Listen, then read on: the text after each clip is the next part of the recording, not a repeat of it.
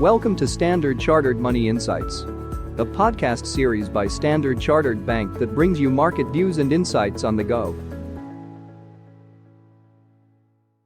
Hello, everyone. My name's Manpreet, and welcome to Through the Noise. Now, this week has been unusual in that all the action has been disproportionately focused on commodity markets. Gold has been, of course, one of the top performing asset classes for the year, but there has been a somewhat ominous rise in oil prices that started to raise a few concerns just at a time when positioning on some US equity sectors, and indeed gold itself, is starting to look a little stretched. So, how do investors navigate this environment? To discuss this and more, I have with me Raymond Cheng, who's our Chief Investment Officer for North Asia. So, welcome, Raymond. Thanks so much for taking the time to join us today. Let's start with the commodity price rally. In your view, what's the implication for equity and bond investors? Sure, Manpreet. Commodities stood out last week, as you said, with a rally of over 2%. Now, the strength was quite broad-based, with industrial metals, oil, and gold all up around 3%. The market sentiment around inflation has mirrored the uptick in oil prices, while gains in gold have likely been supported by technical factors after its break above a previous record high. Now, this ongoing market reevaluation is aligned with our recent market outlook update, which is predicated on a continued soft landing environment for the US economy and more modest Fed rate cuts this year.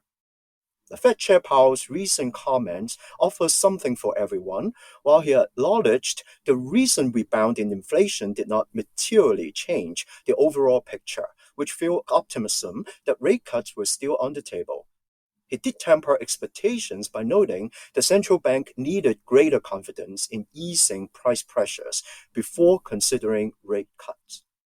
Now, our focus remains on upcoming data, particularly wage growth and US inflation due next week, which we anticipate will support our expectation for 3 rate cuts of 25 basis points each in 2024, commencing in June. Now, in the near term, investors are likely to benefit from a more focused approach to US equities through the energy sector while capitalizing on the modest grind higher in bond yields. Specific to fixed income, the rise in inflation expectations has meant the US 10-year government bond yield is likely to test resistance just about 4.33%. While we would not rule out a temporary move higher towards 4.5% in the near term, should oil prices continue their rise. Powell's signal that Fed rate cuts are indeed probable this year, and a continued softening in inflation mean we would continue to use this opportunity to lock in today's yield levels before an expected modest fall in yields. Now, in terms of US equities, the S&P 500 index has risen almost 10% year to date, with signs of overextended positioning, which can often signal a pause or a temporary pullback. Now, a proprietary market diversity indicator is not flagging concern about the overall broad index, but it is now pointing to crowded positioning and a heightened chance of a short-term reversal in the industrials and communication services sectors.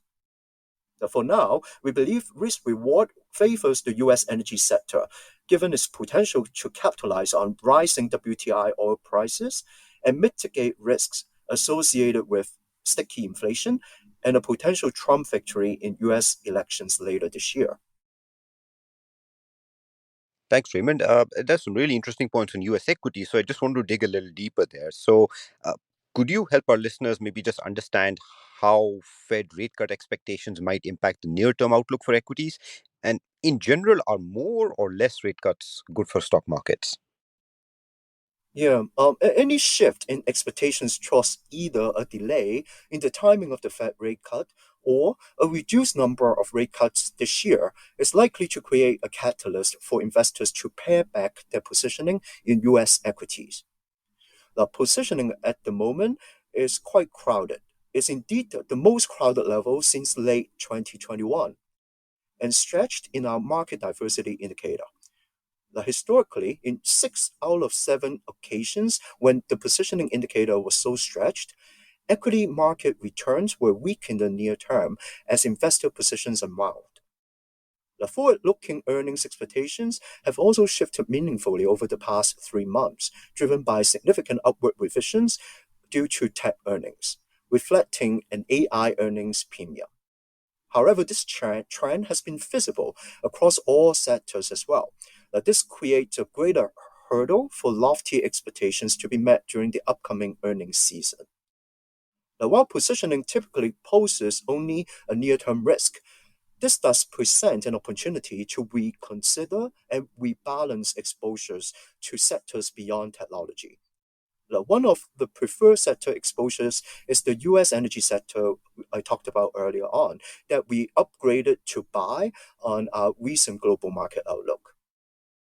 Now, in terms of the magnitude of rate cuts, markets are expecting around 3 cuts this year, as the Fed maintains a balanced stance of signaling willingness to cut rates, but only in response to signs of inflation moving towards 2%. To gauge the potential impact of a relatively modest Fed rate cut cycle, we did look back to previous rate cut cycles in history.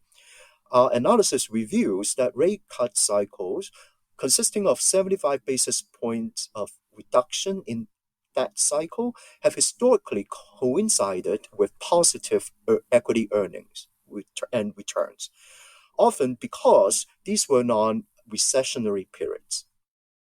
Conversely, cycles involving more than 75 basis points in cuts coincided with poor equity performance, as these periods typically corresponded with economic recessions. Now, overall, this is consistent with our broader view of expecting 3 rate cuts this year, a continued soft landing environment in the US, and an overweight view on global equities. All right. Thanks very much for that, Raymond. So let's move maybe closer to the asset class of interest this cycle, which is commodities. So oil prices, do you think they have further to rise? And do you see any implications beyond the energy sector, perhaps in currency markets? Yeah, oil prices have risen recently as OPEC restated the commitment to extending production cuts till the end of June. Now, oil supply has further been tightened by the recent drone attacks on Russian refineries by Ukraine. The demand for oil has also been quite strong, given relatively resilient US economic growth numbers and improving sentiment in China.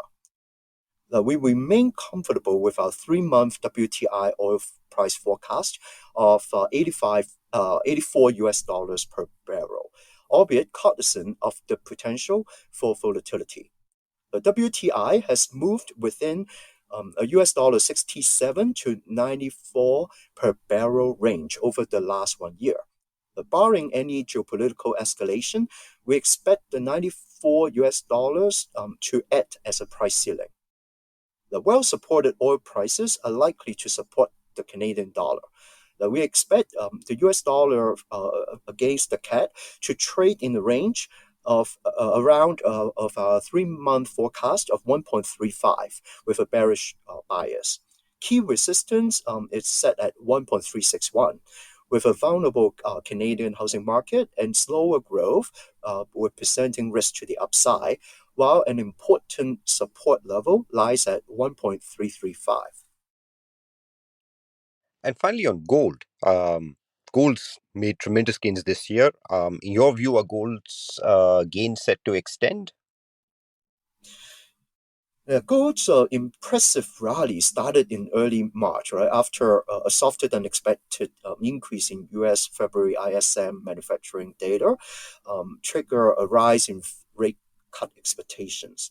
The second surge happened upon the release of U.S. core PC prices, which pushed U.S. inflation expectations higher. A short covering activity indicated by a fall in open interest likely also contributed to the recent rally as well. But we do believe the risk of a short-term reversal in gold prices is quite high at these levels. And there are mainly 3 reasons behind that. First, our proprietary market diversity indicator has broken the threshold, signaling about a 2 to 3 chance of a reversal. Second, the premium on gold prices in China declined markedly after gold prices broke above previous record highs in early March, which suggests rising prices could increasingly weigh on Chinese demand. Third, central banks are also likely to taper purchases at these levels. Net purchases in February, while still positive, fell 58% month on month from January. Despite this, we continue to believe a core allocation of diversified portfolios into gold remains attractive. The gold is likely to benefit from falling interest rates and bond yields, and is likely to continue serving as an attractive hedge against escalating geopolitical tensions or any further rise in inflationary expectations. Okay, well, I think that brings us to the end of today's podcast, so we'll end it there. Thanks so much, Raymond, for taking the time to join the conversations today. If I can summarize the top takeaways from the podcast, first, of course, equities, energy sector equities in the US, one potential opportunity. Second, of course, oil prices as a risk gains could extend further, but beyond energy sector equities, the Canadian dollar, another potential opportunity. And third, of course, gold looking quite stretched. So in the short term, a pullback looking more likely rather than extended gains. So thanks so much for joining us today and taking the time to listen to our conversation. We hope you enjoyed today's podcast, and we look forward to speaking with you again next week. Thank you for listening to Standard Chartered Money Insights, a podcast series by Standard Chartered Bank. For more details, visit Market Views on the Go on our website or click the link in the description.